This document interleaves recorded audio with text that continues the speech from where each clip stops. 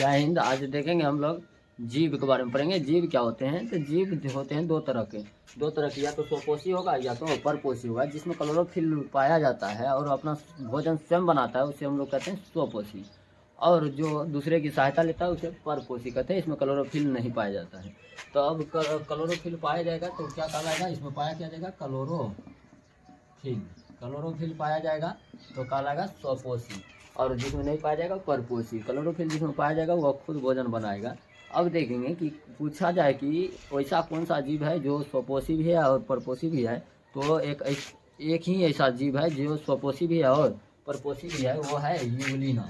Euglena जो है स्वपोषी भी है और परपोषी भी है, क्योंकि इसमें क्लोरोफिल पाया जाता है। ये दिन के समय अपना भोजन खुद बना लेते हैं और रात के समय दूसरे से भोजन प्राप्त कर लेते हैं, तो इसलिए इसे स्वपोषी भी कहा जाता है और परपोषी भी कहा जाता है। अब ये परपोषी जो होते हैं 4 प्रकार के होते हैं। पहला होता है सहजीविता, सहभोगिता, परजीविता, मृतोपजीविता। अब ये सहजीविता क्या होते हैं? तो अब देखेंगे कि क्या होते हैं कि जब हम परपोषी जो होता है ये दूसरे से प्राप्त करते थे, एक को या तो लाभ होगा या घाटा होगा। तो लाभ जिसको पास होगा उसको हम प्लस के द्वारा दर्शा दिए, और जिसमें घाटा होगा उसको माइनस के द्वारा दर्शा दिए। तो अब ध्यान में रखेंगे कि सहजीविता में क्या होता है? दोनों को लाभ मिले, यानी दोनों जीव को लाभ मिले तो उसे हम लोग कहेंगे सहजीविता। अब जैसे में हम लोग समझेंगे कि सहजीविता होता कौन है। जैसे मान लेते हैं कि जानवरों के शरीर में जूं पड़ जाता है, यानी चमकन हो जाते हैं। इसको हटाने के लिए पक्षी सब इसके जू को खाते हैं, चमकन को खा जाते हैं, और इस चमकन को खाने से होता क्या है कि पक्षी का पेट भर जाता है और जानवर का शरीर साफ हो जाता है। तो दोनों को फायदा मिल रहा है, जिसको हम लोग कहेंगे सहजीविता। सहभोगिता क्या होता है? इसमें एक को फायदा होता है, दूसरे को कुछ फायदा और नहीं नुकसान होता है।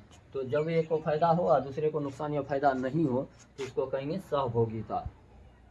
अब इस सहभोगिता में कैसे है? जैसे हम देखें कि हम मेला जा रहे हैं, एक बच्चे को कंधे पर बिठा लें तो क्या होगा? बच्चे को तो फायदा हो गया, लेकिन हमें कोई ना तो फायदा हुआ है ना ही नुकसान हुआ है, तो इसको हम लोग क्या कहेंगे? सहभोगिता कहेंगे। परजीविता क्या है? परजीविता में एक को फायदा होगा, दूसरे को नुकसान होगा। तो चलिए, एक को लाभ और दूसरे को नुकसान होगा। जैसे में देखें तो हमारे बालों में जूं फर जाते हैं, जूं यानी ढील फर जाते हैं। ढील क्या करते हैं कि हमारे बाल में रह के हमारा ही खून चूसते हैं, तो उनका तो पेट भर जाता है, लेकिन हमारे अंदर का जो खून है वो ब्लड उसने चूसा है, तो ब्लड हमारे घाटा भी लगता है, यानी जिसी थाली में रहते हैं उसी में छेद करते हैं। तो इसको हम लोग कहेंगे परजीविता। एक को फायदा हो रहा है ढील को और हमें घाटा हो रहा है, तो इसको हम लोग क्या कहेंगे? परजीविता। मृतोपजीविता क्या होते हैं? ये मरे हुए चीज़ को खाते हैं तो मृतोपजीविता कर लेते हैं। जैसे मैं खटमल को देखें, हम तख्ता की चौकी बना लिए हैं, चौकी में खटमल क्या करते हैं? धीरे धीरे उसको घून लगा देता है, तो इसको हम लोग कहेंगे मृतोपजीविता। चील हो गया, मरे हुए चीज़ को, कौवा हो गया, मरे हुए चीज़ को खाते हैं। चींटी हो गई, कोई कीड़ा मर जाते हैं तो उसमें चींटी आकर के खाने लगता है, इसको हम लोग क्या कहेंगे? मृतोपजीविता। चलिए, मृतोपजीविता। तो इसमें हम देखेंगे कि एक को फायदा हुआ यानी लाभ हुआ, दूसरे को फायदा नुकसान छोड़िए, वो तो मर ही चुके हैं तो कुछ नहीं हुआ, इसलिए कोमा लगा के इसे छोड़ दिया गया। आई होप आप लोग समझे होंगे। अब देखते हैं कि आप लोग अगर समझे हैं तो बताइएगा। जैसे हम पढ़ा रहे हैं, आज यहाँ पर बहुत सारे बच्चे पढ़ रहे हैं, तो हम दोनों में क्या संबंध है? तो एक तो हमारे पढ़ाने से हो क्या रहा है कि बच्चे को फ़ायदा मिल रहा है, बच्चे को फ़ायदा मिल रहा है यानी प्लस, और हमें फीस मिल रहा है, हम भी प्लस, यानी दोनों को फ़ायदा मिल रहा है। इसलिए यह कहलाएगा सहजीविता। पढ़ाना क्लास क्या है? सहजीविता है। लेकिन बहुत सारे बच्चे ऐसे होते हैं जो बिना ID कार्ड यानी बिना पैसे दिए हुए पढ़ रहे हैं, तो इसमें क्या हो रहा है कि बच्चे को तो फ़ायदा मिल रहा है लेकिन हमें कोई नुकसान नहीं हो रहा है, क्योंकि एक बच्चा पढ़े या 100 बच्चा पढ़े, बात तो उतना ही हुआ है, पढ़ाना तो हमें उतना ही है, तो हमें कोई नुकसान नहीं हो रहा है, लेकिन बच्चे को फ़ायदा हो रहा है, जिसको हम लोग कहेंगे सहभोगिता। लेकिन कुछ ID कार्ड वाला आ जाए और जो जिसके पास ID कार्ड हो उसको बैठने की जगह नहीं मिले, तो उसमें क्या होगा कि वो जो ID कार्ड वाले हैं वो उसको दिक्कत हो जाएगा कि पैसा दिए हैं लेकिन जगह नहीं मिल रहा है। तो उस स्थिति में क्या करेगा? उस बच्चे को घाटा हो रहा है, हमें तो फ़ायदा हो रहा है क्योंकि उससे हम पैसा ले चुके हैं, लेकिन बच्चे को घाटा हो रहा है, तो इसको हम लोग कहेंगे परजीविता। लेकिन कुछ होते हैं कि जगह फुल हो चुके हैं, फुल होने के बाद क्या होता है कि क्लास के बाहर से कोई सुन रहा है, तो उसको हम लोग कहेंगे मृतोपजीविता। जो बचा खुचा है सब वो सुन लेता है, वो उधर अलग से, इसको कहेंगे मृतोपजीविता। अब हम आगे समझेंगे हम लोग आहार श्रृंखला को। अगला टॉपिक देखेंगे आहार श्रृंखला का। आहार श्रृंखला क्या होते हैं? तो आहार श्रृंखला में हम देखेंगे पहले 3 भाग होते हैं। एक होते हैं उत्पादक, दूसरा उपभोक्ता और तीसरा अपघटक। ये उत्पादक क्या होते हैं? पहले तो ऊर्जा का मुख्य स्रोत देखेंगे। ऊर्जा का जो मुख्य स्रोत होते हैं ना वो होते हैं सूर्य, यानी कि ऊर्जा का सबसे मेन स्रोत जो है सूर्य है। सूर्य नहीं है होगा तो प्रकाश संश्लेषण की क्रिया नहीं होगा, और प्रकाश संश्लेषण की क्रिया नहीं होगा तो पेड़ पौधे भोजन नहीं बना पाएंगे और पेड़ पौधे खत्म हो जाएंगे, और इसी के साथ जीवन विहीन हो जाएगा ये पृथ्वी। तो मतलब कि ऊर्जा का जो मुख्य स्रोत है वो कौन है? सूर्य है। सूर्य से क्लोरोफिल की उपस्थिति में अपना भोजन स्वयं तैयार करता है, यानी स्वपोषी होते हैं। जितने भी स्वपोषी होते हैं वो कहलाते हैं उत्पादक। उत्पादक क्या होते हैं? जितना भी स्वपोषी होते हैं वो सब उत्पादक होते हैं। उत्पादक को जो खाते हैं उसको कहते हैं उपभोक्ता। उपभोक्ता के 3 श्रेणी होते हैं। उपभोक्ता के कितने श्रेणी? 3 श्रेणी। एक होते हैं शाकाहारी, दूसरा होता है सर्वाहारी, और तीसरा होता है मांसाहारी। ये 3 श्रेणी में पाए जाते हैं उपभोक्ता। इसमें देखेंगे शाकाहारी जो सिर्फ और सिर्फ उत्पादक पदार्थ खाते हैं, यानी पेड़ पौधे से बना हुआ पदार्थ खाते हैं, उसको कहते हैं शाकाहारी। जैसे में देखें तो हिरन क्या होते हैं? शाकाहारी होते हैं। ये उपभोक्ता तो है लेकिन प्रथम श्रेणी के उपभोक्ता होते हैं। सर्वाहारी में हम लोग खुद आ जाते हैं मानव जाति जो होते हैं सर्वाहारी होते हैं। ये क्या होते हैं? सर्वाहारी, जिसमें क्या होते हैं कि मांस भी खाए और उत्पादक पदार्थ यानी कि स्वपोषी को भी खाए, उसको क्या कहते हैं? सर्वाहारी। और हम मनुष्य जो होते हैं जिसे गेहूँ चावल दाल सब खाते हैं, ये तो हो गया कौन चीज़? स्वपोषी पदार्थ है। लेकिन बकरी भी खा जाते हैं तो इसको क्या कहते हैं हम लोग? हिरन सब मांस खाते हैं तो इसको सर्वाहारी में रखा जाता है। और मांसाहारी क्या होता है? जो सिर्फ मांस खाता है। जैसे में देखें शेर किस में आते हैं? मांसाहारी में आता है। तो उत्पादक जो होते हैं उत्पादक ये स्वपोषी होते हैं। उपभोक्ता के 3 श्रेणी होते हैं, शाकाहारी, सर्वाहारी और मांसाहारी। अब देखिए उपभोक्ता कौन होते हैं? ये अपघटक। अपघटक क्या होते हैं? ये जो होते हैं मरे हुए पदार्थ को खाते रहते हैं, जिसको क्या कहेंगे? अपघटक कहेंगे। इसमें आता है चीज, ये सबसे अंतिम अपघटक है। अपघटक होते हैं। तो 3 श्रेणी हो गए, उत्पादक, उपभोक्ता और अपघटक। ये ध्यान में रखेंगे। और देखेंगे आहार श्रृंखला का पिरामिड। आहार श्रृंखला का पिरामिड क्या होता है? तो पिरामिड पढ़ाएंगे। पिरामिड जो होता है हम लोग 2 तरह से पढ़ते हैं। एक स्थल पर अलग पढ़ते हैं,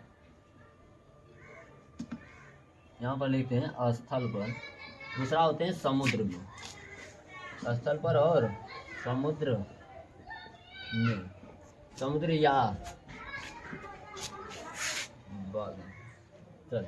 स्थल पर पिरामिड पढ़ेंगे तो स्थल पर क्या होते हैं कि सबसे अधिक मात्रा में जो होते हैं उत्पादक होते हैं, इसलिए हम लोग सीधा पिरामिड बनाते हैं। सीधा पिरामिड करने का मतलब क्या है कि नीचे जो है धीरे धीरे देखिए नीचे की ओर क्या होते जा रहा है? बड़ा होते जा रहा है क्षेत्र, इसको सीधा पिरामिड कहते हैं। इसको 3 भाग में बांटते हैं पिरामिड। कितने भागों में? 3 भागों में। और सबसे ज़्यादा जो होते हैं स्थल पर ये पेड़ पौधा होते हैं। जैसे एक रोड क्रॉस करिए तो अधिक से अधिक हरा ही चीज़ मिलते हैं। जैसे खेती हो गया उसमें भी पेड़ पौधा लगा है, तो सबसे ज़्यादा जो हरा चीज़ मिलते हैं यानी पेड़ पौधा मिलते हैं वो मिलते हैं स्थल पर।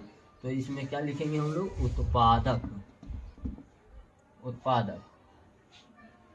और दूसरे नंबर पर होते हैं क्या है? तो दूसरे नंबर पर होता है उपभोक्ता। जैसे मनुष्य देखिए अधिक से अधिक है, पेड़ पौधा के बाद सबसे ज़्यादा जीव ही है। उसके बाद क्या होते हैं? अपघटक। सबसे कम कौन होता है? अपघटक होते हैं। सीधे पिरामिड में सबसे कम अपघटक होते हैं। लेकिन स्थल के लिए ये हो गया पिरामिड। दूसरा देखें समुद्र में या मरुस्थल के लिए, मरुस्थल पर भी दोनों समान होते हैं, समुद्र या मरुस्थल में। तो मरुस्थल में क्या होता है कि खेती होता ही नहीं है, यानी पेड़ पौधा नहीं निकलता है। तो यहाँ पर उल्टा पिरामिड बनता है। उल्टा पिरामिड करने का मतलब क्या है कि इस तरह से बनता है उल्टा पिरामिड। इसमें क्या होते हैं कि सबसे जो कम मात्रा में होते हैं उत्पादक होते हैं। उत्पादक सबसे कम मात्रा में होते हैं। उसके बाद उपभोक्ता होते हैं, और उसके बाद सबसे अधिक मात्रा में जो होते हैं अपघटक होते हैं। यहाँ से एक क्वेश्चन निकलेगा कि सबसे अधिक मात्रा में स्थल पर क्या पाया जाता है? तो उत्पादक पदार्थ, और सबसे कम मात्रा में अपघटक। और यही काम अगर मरुस्थल या समुद्र में पूछे तो सबसे अधिक मात्रा में अपघटक और सबसे कम मात्रा में उत्पादक पदार्थ पाए जाते हैं। अब पूछा क्या जाएगा कि पिरामिड में ऐसा कौन सा है जो दोनों में समान होते हैं, तो उपभोक्ता दोनों में क्या होते हैं, समान होते हैं। यानी सीधा पिरामिड हो या उल्टा पिरामिड हो, दोनों में उपभोक्ता की संख्या जो है समान होते हैं। तो इसी के साथ हो गया आहार श्रृंखला। लिमांड का नियम एक देख लेते हैं। लिमांड ने एक नियम दिया था। लिमांड का नियम क्या है, तो लिमांड का कहना था कि कोई भी ये ऊर्जा का जब एक स्थान से दूसरे स्थान तक जाता है तो उसका 10% ही ऊर्जा परिवर्तित हो पाता है, यानी अगला पीढ़ी में जा सकता है। जैसे मान लेते हैं कि सूर्य से निकलने वाला ऊर्जा 1 लाख हो तो इसका 10% आएगा पेड़ पौधा में, तो 10% आएगा तो इसमें कितना आ जाएगा, 10,000 आएगा। अब ये 10,000 उपभोक्ता के पास जाएगा तो ये हो जाएगा 1,000 हिरण के पास। अब शाकाहारी चीज खाया है तो 1,000। अब इस हिरण यानी बकरी है तो बकरी को खाए मनुष्य, तो इसमें कितना आएगा, इसका 10% यानी 100। इसके बाद शेर उनको खाए तो शेर के पास कितना आएगा, 10। और इसको चील कौवा खाया जाए तो इसके पास कितना आएगा, 1। तो एनर्जी धीरे धीरे क्या होते जाता है, घटते जाता है। ये लिमांड का नियम था। लिमांड का कहना था कि एनर्जी धीरे धीरे क्या होते जाते हैं, 10% घटते जाता है। यानी अगले उपभोक्ता में जाते हैं, यानी अगले आहार नाल में, आहार श्रृंखला के अगले पीढ़ी में जाते हैं तो इसमें क्या होता है, 10% ही जा पाते हैं ऊर्जा। तो इससे क्या होता है कि ऊर्जा तो कम ही परिवर्तित हो रहे हैं। तो जैसे जैसे अभी जो है सबसे ज़्यादा मात्रा में क्या होते हैं कि सर्वाहारी से भी ज़्यादा क्या हो रहे हैं, मांसाहारी होते जा रहे हैं, जिसके कारण आयु में क्या होते रहे, घटते जा रहे हैं। ऐसा अब इसी के बाद लिमांड का एक और नियम था कि ऊर्जा तो कम होते जाता है, जैसे जैसे परिवर्तन होते जाता है, एक शरीर से दूसरे शरीर में जाता है तो ऊर्जा घटता है। लेकिन इसी में जहर खिला दिया जाए तो जहर में क्या होता है, ये बढ़ते जाता है। इनका कहना था कि अगर जहर पेड़ पौधा में मिल जाए, इसको खा जाए कोई जानवर शाकाहारी, तो जितना प्रभाव शाकाहारी पर पड़ेगा उससे ज़्यादा प्रभाव अगर उसको खाएगा सर्वाहारी तो उसको पड़ेगा, उससे भी ज़्यादा प्रभाव मांसाहारी पर पड़ेगा, और सबसे ज़्यादा प्रभाव जो है चील कौवे पर पड़ेगा। यानी एनर्जी में सबसे कम चील को मिलेगा, लेकिन जहर में सबसे अधिक किसको मिलेगा, चील को। तो यही नियम था लिमांड का नियम। चलिए।